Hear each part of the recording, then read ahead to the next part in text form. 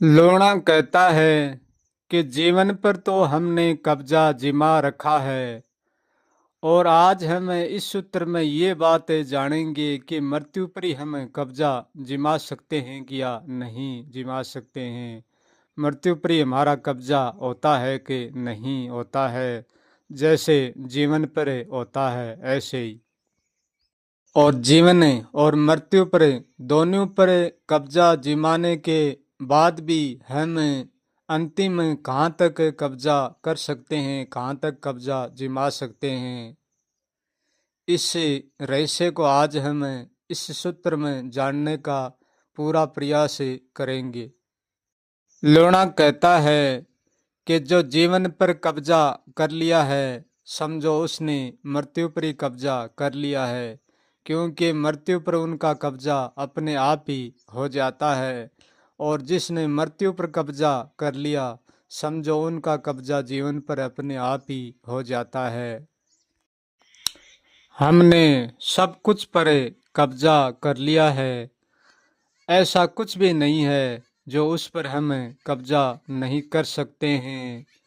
जो है और जो नहीं है पर ही हमने कब्जा कर रखा है, और जो नहीं है उस पर भी हमने कब्जा कर लिया है। हमारी तरफ से जो सब कुछ है वो भी हमारे कब्जे में है, और हमारी तरफ से कुछ भी नहीं है वो भी हमारे कब्जे में है। परंतु हमारे कब्जे को ना तो जो सब कुछ है उनको पता है, और ना जो कुछ भी नहीं है उनको पता है कि हम पर कब्जा किसी ने कर रखा है। सब कुछ है उसको भी तो हमारे कब्जे का उनको कोई भी पता नहीं है, और कुछ भी नहीं है उनको भी हमारे कब्जे का कोई भी पता नहीं है। क्योंकि हमने जिस पर कब्जा कर रखा है वो हमसे कोई भी भेदभाव नहीं करता है। हम जिस पर कब्जा करते हैं तब भी वो हमसे कोई भेदभाव नहीं करता है, और जिस पर कब्जा नहीं करते हैं वो भी हमसे कोई भेदभाव नहीं करता है। मुझसे उनको कोई भी लेना देना नहीं है। जितना कब्जा हम जीवन पर करते हैं इतना ही कब्जा हम मौत पर करते हैं। क्योंकि जो कब्जा हम जीवन पर करते हैं वही कब्जा मौत की ओर होता है। क्योंकि वही कब्जा हमारी मौत बनता है, और वही कब्जा मौत तक ले जाता है। मौत का कब्जा और जीवन का कब्जा कोई दो नहीं है, एक ही कब्जा है। कब्जे का मतलब है सब कुछ पर अपना अधिकार जमाना, और अपना बनाना ही कब्जा है। मौत किसी को नहीं ले जाती है और जीवन किसी को भी नहीं लाता है। हम जीवन के दरिए चलकर मौत के पास उड़ जाते हैं, और मौत के दरिए चलकर हम जीवन के पास आ जाते हैं। ना तो जीवन कहीं पर आता है ना कहीं जाता है, ना मौत कहीं पर आती है ना कहीं जाती है। जीवन मौत जैसा है वैसा ही रहता है। ये आना और जाना हमारा ही होता है। क्योंकि हम हर पल मौत और जीवन के पास रहते हैं, और मौत और जीवन हमारे पास रहता है। जीवन मौत दोनों भी किसी का भला भी नहीं चाहते हैं तो किसी का अच्छा भी नहीं चाहते हैं। ये अच्छा बुरा भला ये हमारे भ्रम का तनाव है।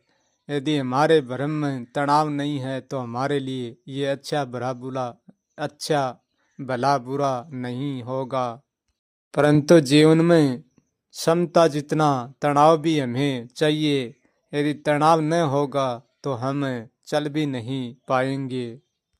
हम हर पल चलते हैं परंतु जानते कहीं पर भी नहीं है, पहुँचते कहीं से कहीं पर भी नहीं है, शुरुआत भी कहीं से नहीं करते हैं, और फिर भी चलते हैं और फिर भी पहुँचते भी हैं। के चलना रुकना फिरना कहाँ पहुँचना ना पहुँचना ये हमारी धारणाओं का और हमारी मान्यताओं का कर्म चक्र है। जीवन और मृत्यु ना तो पाप से बरीजते हैं और ना पुण्य से। ना उसमें कोई बया जाता है पाप है, और ना उसमें कोई खाली किया जाता है। पाप और पुण्य से हमारी धारणा बढ़ती है, हमारा भ्रम बढ़ता है, हमारा दुख और सुख बढ़ता है, हमारी हिंसा और अहिंसा बढ़ते हैं पाप और पुण्य से। उनके दुख और सुख के कारण हमारा स्वभाव ही पाप और पुण्य का रूप ले लेता है। लोणा कहता है कि जिस बात को हमने सही साबित किया है और सत्य साबित किया है, और दूसरी तरफ हमने जिस बात को गलत सिद्ध किया है और झूठ सिद्ध किया है, क्या ये दोनों बातें सच हैं? क्या हम जो जिस बात को सत्य सिद्ध करते हैं, क्या वो बात सत्य हो सकती है? और जिस बात को हम झूठ साबित करते हैं, क्या वो बात झूठ हो सकती है? जिस बात को हम सही साबित करते हैं वो बात सही नहीं होती है, और जिस बात को हम गलत साबित करते हैं वो गलत नहीं होती है। तो फिर सही और गलत क्या होता है? सही गलत हमारी धारणा और हमारी मान्यता होती है। यदि हम धारणाओं से और मान्यताओं से सही गलत में कोई फर्क नहीं करेंगे तो ये ना कोई सही होगा और ना कोई गलत होगा, ना कोई सत्य होगा, ना कोई असत्य होगा। क्योंकि सही गलत हमारी धारणाओं का और हमारी मान्यताओं का हिस्सा है। ये कर्महीन है, कर्म अर्थ है, उसका कोई अर्थ नहीं है। अर्थहीन विचारहीन, अर्थहीन बातें ही, अर्थहीन शब्द ही। जिसका अर्थ है वो ना तो सही है और ना वो गलत है, वो जैसा है वैसा है। उनको हम सही गलत नहीं कह सकते हैं, और कह भी सकते हैं, परंतु हमारे कहने से हमारे लिए तो वो सही गलत हो सकता है, परंतु वो सचमुच में सही और गलत नहीं होता है। इसलिए हम बड़ी से बड़ी बात, छोटी से छोटी, अच्छी से अच्छी, बुरी से बुरी, जो भी इस ब्रह्मांड में हम जो भी सब कुछ बोलते हैं वो ना तो सही होता है और ना गलत होता है। हमारी धारणा उसको गलत सिद्ध करती है, हमारी धारणा ही उसको सही सिद्ध करती है। जिसको सही और गलत कहते हैं वो दोनों पहलुओं का एक ही सिक्का है। जो व्यक्ति बिना अनुभव से इस रहस्य को जानता है, उसी को भी पता है कि हमारी धारणा के अलावा यहाँ सही और गलत कुछ भी नहीं है। हमारी धारणाओं ने, हमारी मान्यताओं ने सब कुछ बना रखा है। सचमुच में ना तो कोई सही है और ना कोई गलत है। वो जैसा है वैसा है, वो कैसा है उसके बारे में बताया नहीं जाता, और बताया जाता है तो फिर वो सही और गलत के आधार पर ही बताया जाता है। ये सही और ये गलत, ये सब करना, ये सब देखना, ये सब मानना अनुभव का और हमारी अनुभूति का ही खेल होता है। अनुभव के द्वारा और अनुभूति के द्वारा और एहसास के द्वारा तो ये संसार सब कुछ जानता है और सारा ही जानता है, परंतु बिना अनुभव के द्वारा तो कोई बिरला ही एक जानता है। लोणा कहता है कि मैं सब कुछ अनुभव के द्वारा ही जानता हूँ और मैं बिना अनुभव के द्वारा भी जानता हूँ, परंतु मैं जो बिना अनुभव के द्वारा जानता हूँ, मेरा जानना वो ही सत्य है। लोणा कहता है कि जहाँ तक हम अनुभव के द्वारा जानते हैं वहाँ तक ही हमारा कब्जा होता है। हम अंतिम कब्जा वहाँ तक ही कर सकते हैं जहाँ तक हम अंतिम जानते हैं।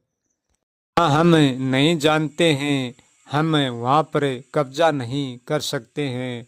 वहाँ हम होते तो हैं, परंतु न जानने के कारण हम कब्जा नहीं कर सकते हैं। हमारा जानना ही दुख और सुख के भ्रम का कारण है और अकारण भी है।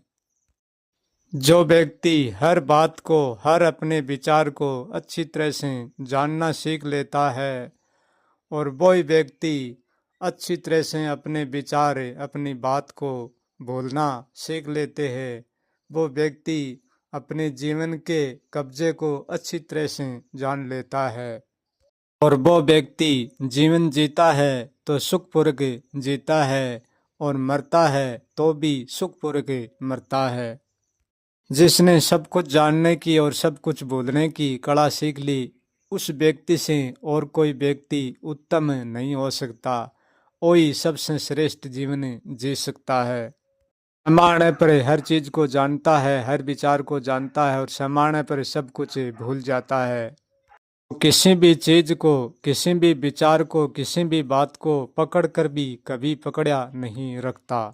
सदा वो निर्बंधन होता है, सदा आजाद है, सदा खुला है। उस पर कोई जीवन का मृत्यु का बोझ नहीं है कि हर पल वो खाली भी रहता है और भरा हुआ भी रहता है। जीवन का सच्चे रहस्य यही है, जीवन जीने की सच्ची कला यही है। समय पर सब कुछ जान लेना और समय पर सब कुछ भूल जाना। कोई चीज को चाह से पकड़ कर नहीं रखना, जैसा होता है वैसा ही होने देना। लूणा कहता है कि सब लोग होश में रहते हैं, मैं ना तो होश में रहता हूँ और ना बेहोश में रहता हूँ। मैं बोलने के और जानने के तालमेल में रहता हूँ, दोनों की कड़ा के बीच में रहता हूँ। लूणा कहता है कि अनंत को चाहे हम जाने या ना जाने, परंतु अनंत शून्य पर हमारा कब्जा होता है और अनंत चेतन पर भी हमारा कब्जा होता है और अनंत जीवन पर भी कब्जा और अनंत मृत्यु पर भी कब्जा होता है। जिसका मृत्यु पर कब्जा है उनका ही जन्म पर कब्जा है और जन्म पर कब्जा है उसका ही मृत्यु पर है और उसका ही जीवन पर है। बिना कब्जे बिना यहाँ कुछ भी नहीं हो सकता, सब कुछ कब्जे से ही होता है।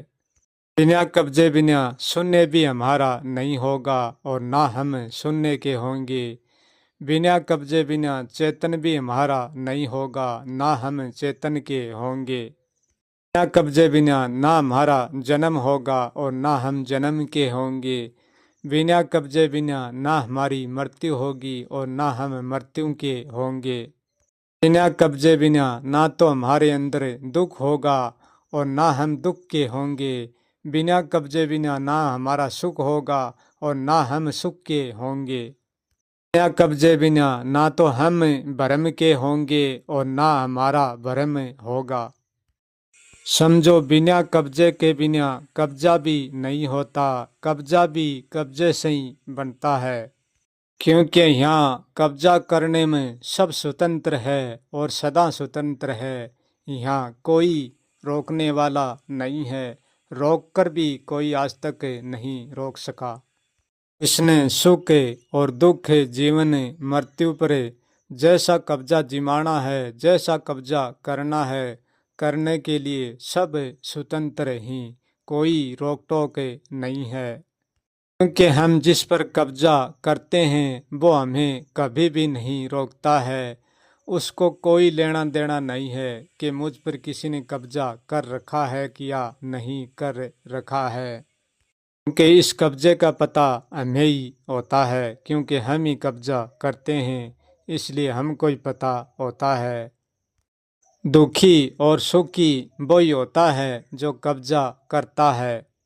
क्योंकि हम जिस पर कब्जा कर रखा है वो किसी पर कभी भी कब्जा नहीं करता है, इसलिए वो ना तो दुखी है और ना सुखी है। बस वो जैसा है वैसा अटल है। कब्जा करने से और कब्जा न करने से कोई रोकता है तो वो स्वयं को स्वयं ही रोकता है। दूसरा कोई नहीं है रोकने वाला। दूसरे का केवल रोकने का दिखावा हो सकता है, इनसे ज़्यादा कुछ भी नहीं। जिस दिन स्वयं ही स्वयं को कब्जा करने से रोक लेता है, जिस दिन वो इस सत्य को पूर्ण तरीके से जान सकता है, जिस दिन वो जान लेता है कि ये सारा कचरा मेरा ही इकट्ठा कराया हुआ है, कि ज्ञान से भी कब्जा ही होता है और अज्ञान से भी कब्जा ही होता है। ज्ञान अज्ञान से कब्जा करने पर हम रोक नहीं लगा सकते, क्योंकि ज्ञान अज्ञान से कब्जा रुकता नहीं है। कब्जा करने से रोकने का उपाय है कुछ भी नहीं करना। यदि हम हमारे भरमजाल से कुछ भी नहीं करेंगे तो कब्जा होकर भी हमको कब्जा छुएगा नहीं। के दुख सुख हमारे मानने का और हमारे जानने का ही कारण है।